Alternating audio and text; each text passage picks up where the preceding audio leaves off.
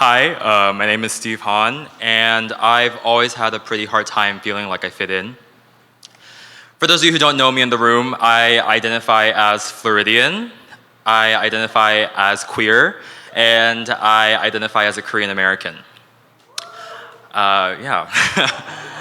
I'm originally from New York, but then 9/11 happened and my mom got freaked out, so she moved us from New York to Korea and then soon after to Florida. For those of you who weren't raised in Florida, good for you. You all look very well adjusted and happy. Must be nice.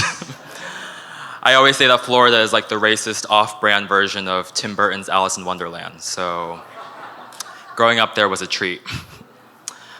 Growing up queer and Korean was a whole other story as well. For example, for those of you who might have seen the TV show RuPaul's Drag Race, it's a great show, yes, I highly recommend it. And you might know that in the history of the show, there have been 2 Korean drag queens, which is really awesome. And their names are Kimchi and Soju. Let that sink in. The only representation of what I can see myself on TV are named after foods that give me heartburn. If there is a queen next season named 부대찌개 or japchae or japspaghetti, I'm gonna lose it. I'm going to freak out. But being queer and being a Floridian are nothing like what it's like to grow up in this country as a Korean American. To be so visibly different really does make an impact on all of our lives. I was made fun of a lot when I moved to Florida, and I have this sneaking suspicion that it's because I had the body and face and daddy issues of the kid from Up. I think his name is Russell.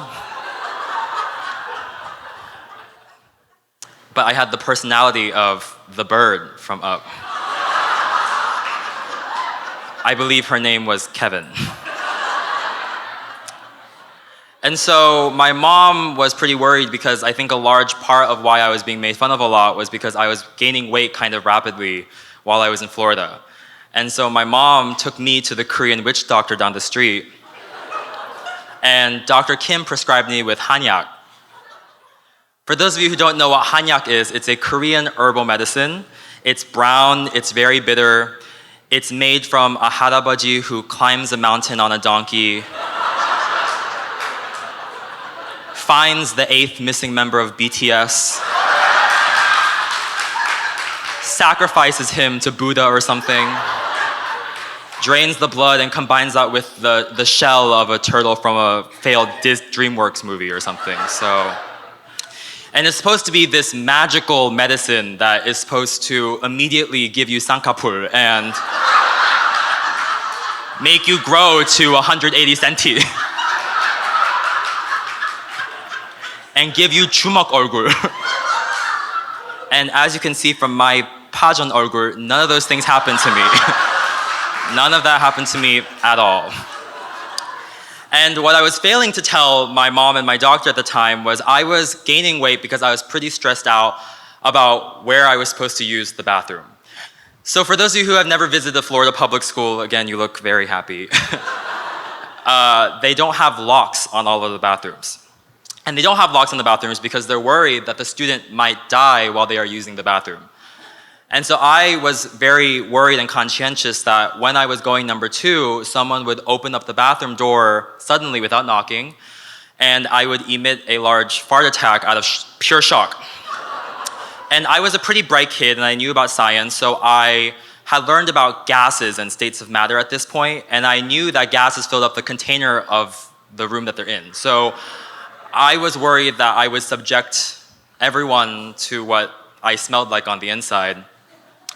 And so I decided to get into this very unhealthy eating habit of only eating 신라면 after school every day, and then getting into this unhealthy bowel movement pattern of only having these 2 p.m. ninja poops every 3 business days. And so naturally, I gained quite a bit of weight during this, so my mom decided it would be a good idea for me to sign up for swim lessons.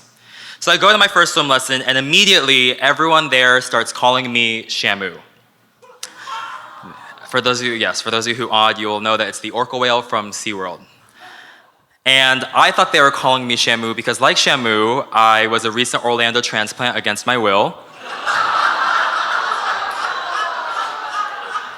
And I too have an irrational fear of white people watching me swim. But in reality, it was because there was such an easily definable, visible difference between all of those skinny, white, blonde kids and I. When you're in an in-group, it's so easy to look at those on the outside and immediately decide that they're not worthy. And when you're on the outside looking in, it's so easy to internalize that and feel like we're never going to belong, nor do we deserve to.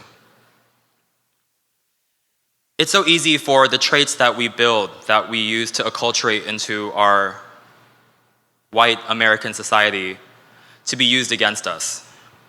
And it's so easy for people like me, and I'm sure many of you out there, to be called words like too much or weird, but those same traits on a white person being called bold or sassy or brave, and most importantly, warranted.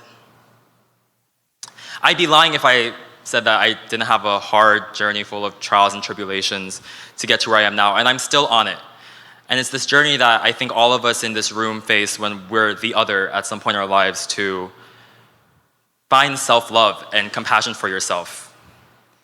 I don't think I've still found it, but it has been easier because I've surrounded myself with people who don't make fun of me and highlight our differences, but rather embrace me and love me for the things that make us the same. And I think I can say for the first time in a while that I'm pretty happy with where I am. Thank you. Thank you, I've been Steve Han.